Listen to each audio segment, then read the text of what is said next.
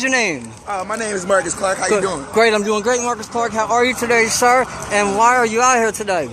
Well, I'm here because we're trying to get the oil refineries from expanding out into our communities. Right now, things are getting really crazy. We know that they're overpopulating our communities. They're polluting our communities, and they're trying to expand it further out. As of right now, we know that they've been doing a lot of things that has been affecting us with like cancer and asthma, and it's hurting our community. A lot of my friends really is. You know, have you ever heard of geoengineering and chemtrails? I have. You have. So I don't know much about it, but have you ever looked up in the sky and said to yourself, "Hey man, this shit is not normal." You know what I'm saying? I have. I've been a lot of people that talk about climate change, you know what I'm saying? They don't really want to get into the geoengineering or chemtrail issue, okay?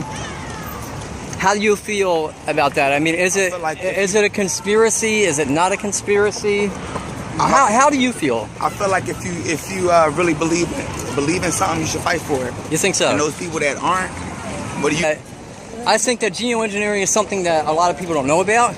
People are scared of because once you even touch base on the fact that we may be sprayed on, that our climate may be being changed, it's a scary thing to get grips on. You know what I mean? Yeah, it is. It is. And not only that, definitely something we all need to start looking more into.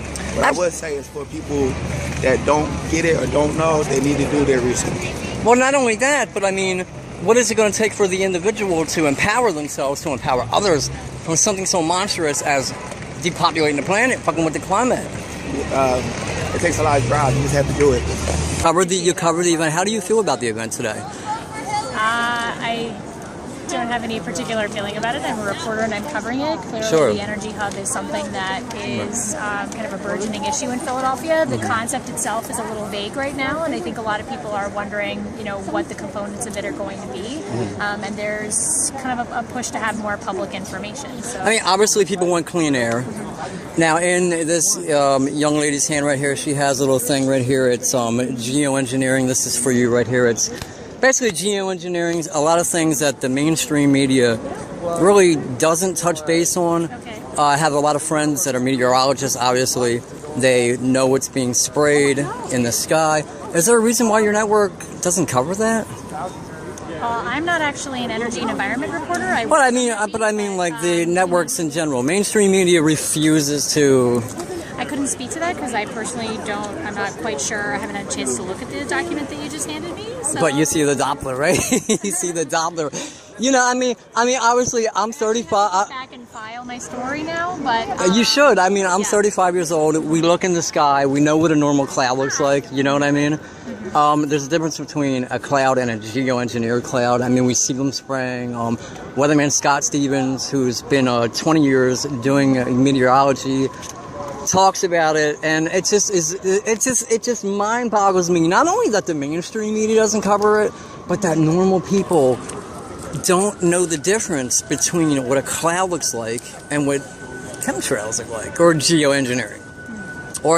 So when you get a chance, would you say that you would kind of investigate what's going on and maybe look into it? I'm not quite sure exactly what you'd be asking me to investigate because I have not had a chance to. No, it's geoengineering. I mean, obviously, you guys are the media. You look up. I've talked to Fox 29 News. I've talked to CBS 3. So I just figured, like, I would bring it to your attention that this goes more deeper. I'm always happy to look at anything that somebody shows me, but I can't commit to anything right now. Well, it's not about committing. It's about looking up. But the agenda goes more than climate change. I think people say, oh my God, like I covered the Pope's visit, interviewed the homeless. I said, well, look, how much money is the city going to make out of this? You know what I mean? Well, you know that. And I said, well, how much? The Pope's agenda, number one, was climate change. Number two was homelessness. But the city of Philadelphia, we look around, we still see people homeless.